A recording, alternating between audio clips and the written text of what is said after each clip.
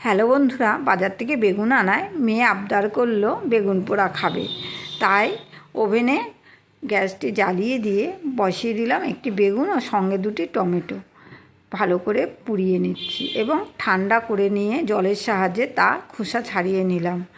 এবার ছুরি দিয়ে বোটাটা কেটে বাদ দিয়ে দিলাম ও পিস পিস করে টমেটো বেগুন কেটে নিচ্ছি, যাতে মিক্সড করার পর একটা সফট ভাব চলে আসে। এবার লবণের সাহায্যে লঙ্কাটি ডলে নিচ্ছি, দিয়ে দিচ্ছি পেঁয়াজ কুচি, ধনেপাতা কুচি ও সর্ষের তেল। এবার সুন্দর করে মিক্সড করে নেব। মিক্সড করতে করতেই চলে আসলো আমার ছোট মেয়ে।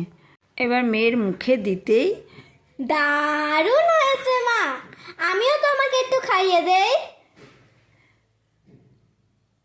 এই নাও মা, করো। দারুণ হয়েছে।